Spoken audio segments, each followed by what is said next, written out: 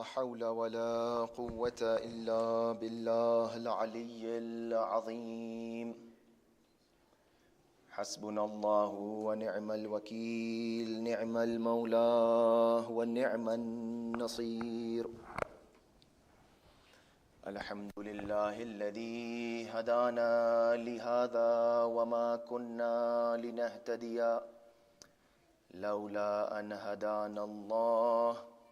لقد جاءت رسل ربنا بالحق، ثم الصلاة والسلام على النبي الأمي العربي القرشي الهاشمي الأبطهي المكي الخاتم لما سبق والفاتح لمن غلق، المعلن الحق بالحق، الذي سمي في السماء بأحمد وفي الأرضين بأبي القاسم مصطفى محمد.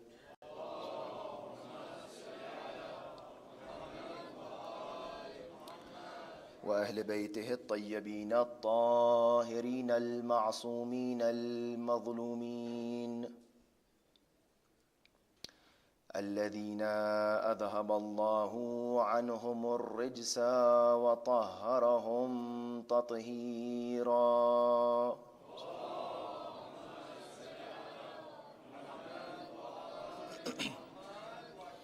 بهم نتولى ومن أعدائهم نتبرأ إلى الله، ثم اللعنة الدائمة على أعدائهم أجمعين، غاصبي حقوقهم منكري فضائلهم، من الآن إلى قيام يوم الدين. أما بعد، فقد قال الله تبارك وتعالى في القرآن المجيد والفرقان الحميد وقوله الحق: بسم الله الرحمن الرحيم. ألف لام ميم، ذلك الكتاب لا ريب فيه هدى للمتقين. صلوات على محمد وآل محمد.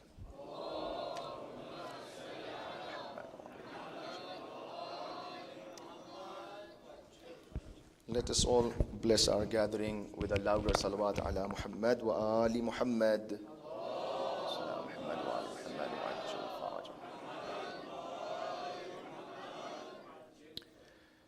It is indeed a blessing for all of us once again to witness the holy month of Ramadan in the year 1446 Hijrah.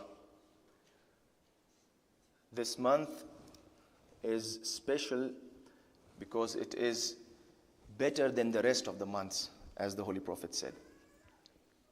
The days are better than other days, the nights are better than other nights, the hours are better than the rest of the hours. Therefore, we need to understand that this month has to be special, has to be different from the rest of the months.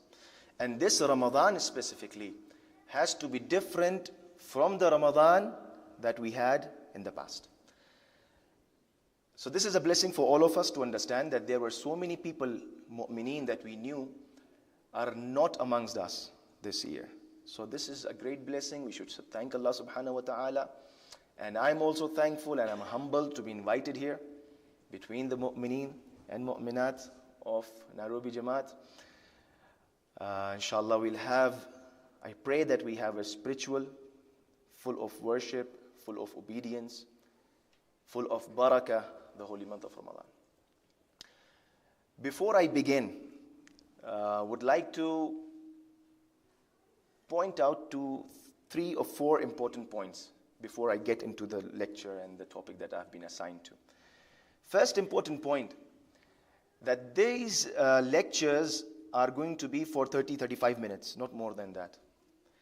So I won't be able to address each and every whatever topic that day or that night I'll be discussing.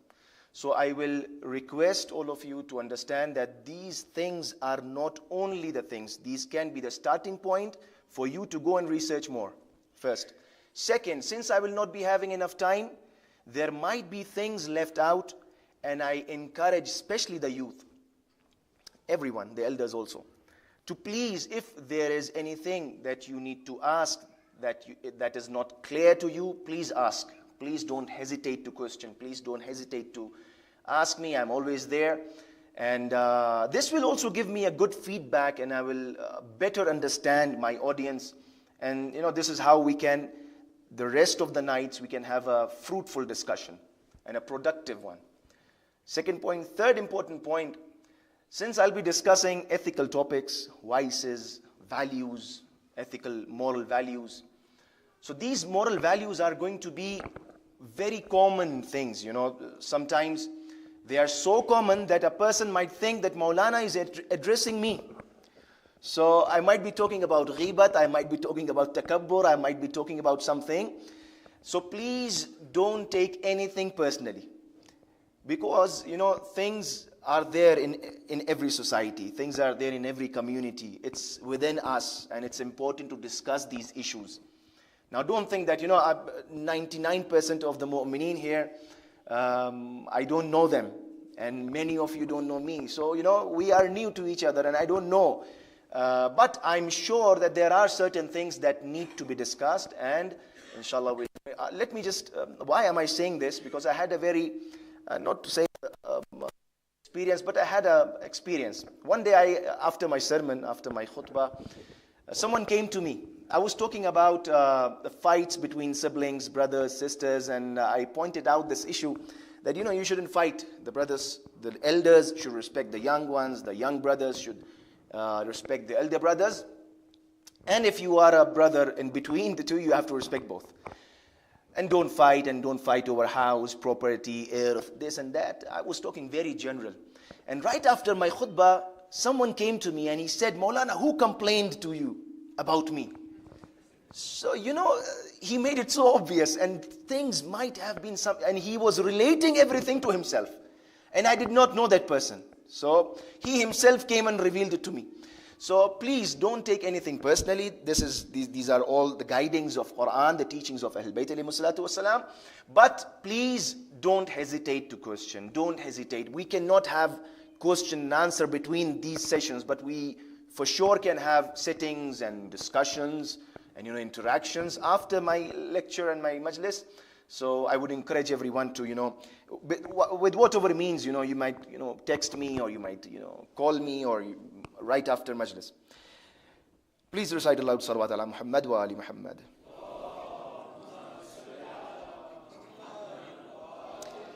One more important thing. During these first 2 nights, I will go slowly. You know how a plane takes off on a runway. It goes slowly and then increases the speed, and then it takes off. I don't want you to experience the G-force all of a sudden, and I don't want people fainting here. So we will go slowly, we'll go gradually, and inshallah, once we take off, we all will know that where we are going. The ayah which I quoted is the first two ayats from chapter Baqarah. Allah subhanahu wa ta'ala says, Alif Lam Mim, Dhalikal Kitabu La Rayba Fi Hudal Lil Muttaqeen. Alif Lam Mim, Dhalikal Kitab. This great book, Dhalikal Kitab, La Rayba Fi. There is no doubt in this book. Hudal Lil Muttaqeen, and it is for the guidance of the pious, the Muttaqi. I have been assigned with a topic in relation to Quran and ethics. Quran and the ethical teachings. So we will try to understand in this holy month, and God knows what secret lies behind that Allah subhanahu wa ta'ala revealed the book of guidance in this holy month. Shahr Ramadhan alladhi unzila fihi al-Quran. Inna anzalnahu fi laylatil qadr.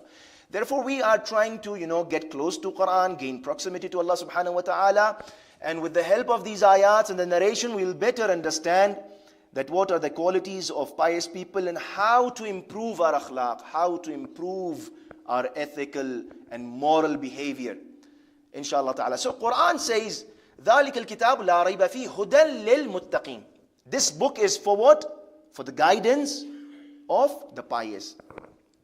This is an understanding that This book, the whole purpose of this, and this is how Allah subhanahu wa ta'ala begins introducing the book. You open the book, you have chapter Fatiha, and there is this Baqarah, Surah Al-Baqarah. And this is how Allah subhanahu wa ta'ala is introducing the book, that this book is for the guidance of muttaqeen. But in the other ayah I just recited, Shahr Ramadhan alladhi unzila fihi al-Quran hudan lin-nas. So let us just clarify this. To an untrained eye, someone might think that there is a contradiction between the ayats. Hudan lin-nas. The first ayah says hudan lil-muttaqeen, and then in the same chapter Baqarah it says hudan lin-nas. It is for the muttaqeen's guidance, and then again it says it is for the guidance of mankind. Now how do you connect both of these? Is it really for muttaqeen or is it really for nas? Quran, Allah subhanahu wa ta'ala has revealed for whom? What is the main purpose? What is the main idea? What is the main goal of this revelation? This is not an ordinary book. Hudan lin-nas. Now, many of the scholars, they have mentioned this issue in their explanations, where they say that to understand, we know there is no contradiction in the Holy Quran. Allah subhanahu wa ta'ala is Hakim. He has wisdom. He is Alim. And Allah says, أَفَلَا يَتَدَبَّرُونَ. Don't you ponder, don't you think? Al-Quran لَوْ كَانَ مِنْ عِنْدِ غَيْرِ اللَّهِ لَوَجَدُوا فِيهِ اخْتِلَافًا كَثِيرًا. If it was from someone else other than Allah subhanahu wa ta'ala, you would have seen a lot of contradiction. Since it is from Allah subhanahu wa ta'ala, there is no contradiction. Therefore, we have to sit down and understand. أَفَلَا يَتَدَبَّرُونَ. You have to do this tadabbur. You have to have this pondering on this ayah. So now while we understand from these explanations of the Holy Quran, the scholars, they tell us that this Quran is certainly revealed hudan lin-nas. It is for the guidance of mankind. But why is Allah subhanahu wa ta'ala again saying that hudan lil-muttaqeen? I want to come to a very important conclusion for all of us. I told you I'm going to go slow and then increase the speed. It's going to become intense later on. Hudan, the scholars, they say, it is indeed revealed for hudan lin-nas. It is for the mankind. But the people who are going to avail this hidayah are going to be the pious only. Everybody is invited. Everyone is invited. It is for mankind. But the people who are going to accept this hidayah from this holy book are going to be only the muttaqeen. So the doors are open. They are not closed to the Hindus, to the Christians, to the Yahud, to everyone. To everyone. You might have seen, I have seen this a lot. There are professors and teachers in India. I have seen this. They are sick and not sick. They are sick, the Sikhs. They are of a different religion and they have good knowledge about Quran. Maybe sometimes better than us. They know the chapters, they know the verses, they know the explanation, the translation, but still they are not Muslimin. They admire the Quranic teachings. They admire how Allah subhanahu wa ta'ala, those miracles in Quran, how they have been put together, the words. But they are not Muslimin. Why? Hudan lin-nas. It is there. The book is there, open to all. But the only people who are going to get this hidayah are the people with piety. Are the people who are God-fearing. Are the people who have pure hearts. Therefore, this taqwa hudan lil-muttaqeen is important. This is the whole crux of what I want to say. So let me just answer this very quick question that usually comes into the mind. You know, we see so many people going for ziyarat. Yes, you see in Arba'een, people are going for ziyarat of Imam Hussein alayhi salatu wassalam in millions, in large numbers, and they are not necessarily, all of them are not Shia. There are so many who are non-Shias, there are so many who are non-Muslimin in fact, but they are going for ziyarat. Now Maulana, why are they not Shia? They know who Hussein is, they cry on the martyrdom, they cry on the sacrifice, they admire the courage of Imam Hussein alayhi salatu wasalam, they admire the companions and the family of Imam Hussein alayhi salatu wasalam, but they are still on their own faith and religion. Why they are not converting? Imam Hussein alayhi salatu wasalam, Misbahul Huda wa Safinat al-Najat. But why they are not considering Imam Hussein to be their Imam? Same answer is over here also. Imam Hussein ﷺ, the ark of salvation is for everyone. The doors are open to everyone. But the people who are only going to get this salvation are the people who truly believe, who do not merely love Imam Hussein. The love is not important. This is something very important for all of us to understand. People talk good about Imam Hussein, the Ahl Bayt alayhi salatu wasalam, but just simply talking good is not enough. It's not good enough. Love is not enough. There is one more condition, and that condition is the mawaddah and the wilayah of Ahl Bayt alayhi salatu wasalam. It is not going to affect them unless they believe in the wilayah, except unless and until they give in themselves. We have to give in ourselves to the Holy Quran in this holy month. Why? To purify ourselves. And why am I talking about taqwa? Because the basis of akhlaq, the roots of akhlaq lie in taqwa. Taqwa means piety, to refrain from muharramat and to avoid any type of anger of Allah subhanahu wa ta'ala. So now this is important for all of us to understand that this holy month for us is important. Why? Because this Quran has been revealed in this holy month, and we are in the presence, we are supposed to be in the presence of Quran, and this is the banquet that Allah subhanahu wa ta'ala, this is the sufra that He has laid down for all of us, the sufra of barakat, the favors of Allah subhanahu wa ta'ala, the bounties, the spirituality in this month. We need to feel it. Yes, it is there. It is there in the environment, but sometimes we sometimes neglect it. We don't feel it. So today we gather here to understand, and all of this is, firstly, I address myself, and then I'm just talking loud so you can hear, and if you think there is something that is going to be beneficial for you, you can also practice, because we are going to only discuss ayats and riwayats, nothing else from my own pocket. Therefore, this is important now. So we understand that this book is for everyone. It is not, this is why we say Imam Ali ﷺ is for everyone. Imam Hussein ﷺ is for everyone. He is for humanity. Yes, Quran is for mankind. But the only people who are going to avail this guidance and get this guidance are the people with taqwa, are the muttaqeen. Therefore, we need to, somewhere in our lives, we need to understand that we have been reciting, some of us for 50 years, some of us for 40 years, some of us for 30 years, different ages, different times. But still we don't see that change. Sometimes we don't give in. Sometimes there are egos. Sometimes there are problems. Now let me come to this important point. That we as people, Quran says, as humankind, Quran says, every individual, Quran gives us this understanding that every insan, every makhlooq, every insan, in fact, every human being is moving towards Allah subhanahu wa ta'ala, moving towards His Creator. Every individual, every insan is a wayfarer towards Allah subhanahu wa ta'ala. إِنَّكَ كَادِحٌ إِلَىٰ رَبِّكَ كَدْحًا فَمُلَاقِيهِ. You like it or not, you are being dragged towards Allah subhanahu wa ta'ala. You cannot stop it. Can you stop your age? Can you stop growing? You cannot stop it. You have to meet your Creator. You have to meet your Lord.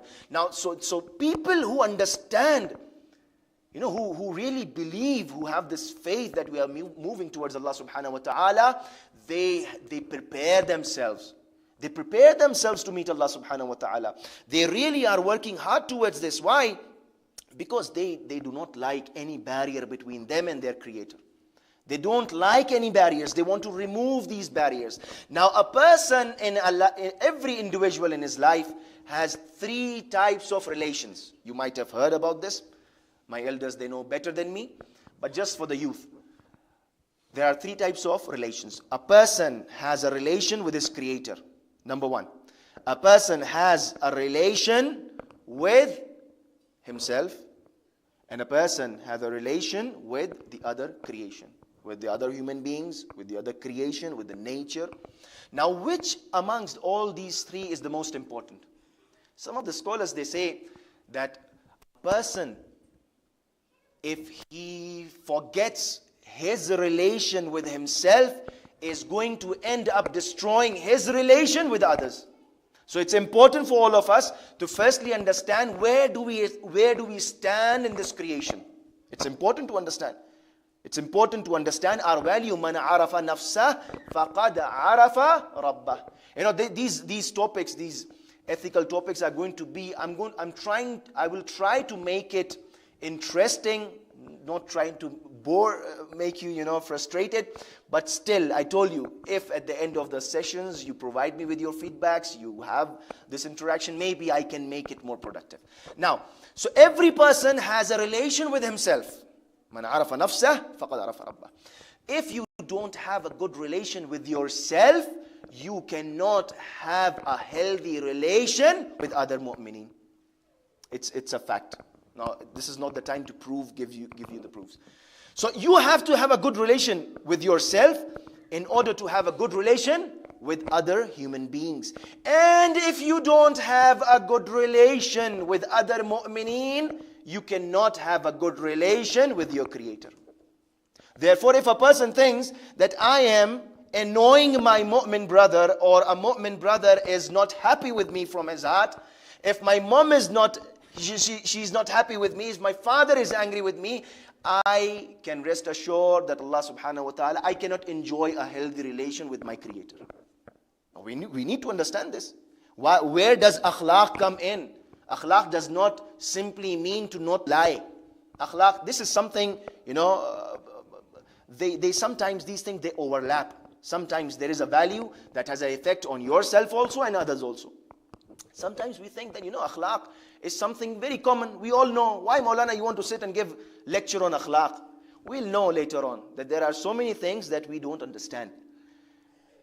This akhlaq, this way of life has to be a way of life of Imam Ali alayhi salatu wasalam. It has to be a life of Ahlul Bayt alayhi salatu wasalam. It has to be a life, the values that Quran and Ahlul Bayt alayhi salatu wasalam, they have laid for us. They have told us. Now sometimes we don't. We have Quran in our houses, but it is there on top somewhere. When someone is going out on a visit, we take it out. We just let the person, go underneath it. Or sometimes someone is sick, we bring it out. This is not Quran. This is not how you utilize Quran. Quran is not only for the physical illness, it is for your spiritual illness. You need to understand, you need to let go of yourself and let Quran handle our lives. Let Ahlul Bayt alayhi salatu wasalam handle our lives. We know so much, but we practice so little. This is what Quran tells us. This is the whole idea that we are going to deal with during these few nights that I'm here. And I'm glad to be here to discuss all of this with you. And I told you, firstly, all of these things that I'll be discussing, I'm addressing myself. And then, inshallah, all of you to benefit from. Second most important thing, we need to also consider, so these are some topics are going to be difficult, philosophical, but it is important for us to understand. Tomorrow, inshallah, I'll discuss about the difference between the Islamic ethical values and the secular ethical values, secular mentality. And this comes in because our lifestyle, we are today, we think that our kids are listening to us. We think that our kids, they might be living under the same roof as me as a parent. I think my kids are living with me, but they are not. They might be living with me physically, but mentally they are living somewhere else. Their minds and souls are in somebody else's hand. They are so much into this social media. They are so much into this. They're exposed to so much of unwanted content that sometimes is harming us. Therefore, we see the effects later on. We all see these effects later on. We have to understand the difference, the basic difference between the ideologies and the worldview. We have a different worldview. We have a totally different worldview. Our fundamentals are different. Our way of life, this worldview changes everything. Our understanding of life, our understanding of universe, our understanding of ourselves, because we need to enhance our relation with ourselves. We need to rectify. We need to really bring it back to life. The relation that we share with ourselves, the relation we share with our mu'mineen, the relation which we share with our Creator. It is not simply praying 5 times a day. When is this namaz going to become mi'rajul mu'min? It's important for us to this riwayah, this hadith is not simply, just to listen. No. As-salat mi'rajul mu'min. It has to be a mi'raj. There has to be a mi'raj in every salat, in every prayer we pray. But we don't witness any mi'raj. We don't see any angels. We don't see ascending. Although it is not in that sense also. But we need to understand that every namaz and every salat has to be a mi'raj. Why is it not happening so? There is something missing, right? There has to be something missing. There is a very important element. That there are so many other things also. But once we understand the Islamic teachings, and the scholars, they have categorized this. First is fiqh al-akbar, there is fiqh al-awsat, and there is fiqh al-asghar. The smallest of sciences is ahkam. And we sometimes give ahkam more priority over akhlaq. Akhlaq is more important than ahkam. If you don't have akhlaq, if you don't have those ethical values, Rasulullah sallallahu alayhi wa alihi wa sallam,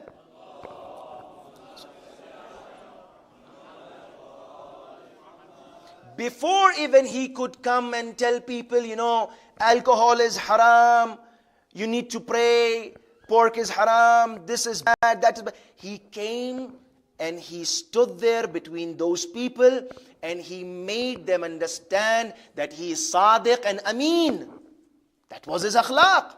So you win hearts with akhlaq. You win hearts with your character. You win hearts with the way you behave in a society.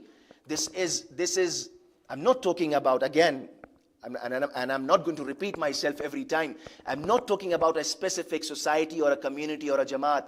These are not the ethical, values that Ahlul Bayt alayhi salatu wasalam have taught us, which we see today in our jamaats. In our societies, the Shia societies as a whole. This is not what Ahlul Bayt alayhi salatu wasalam want. This is not what Imam Zamana wants. These ethical topics are connected to everything. The Mahdawiyyat, why Imam is not appearing, why there is a delay.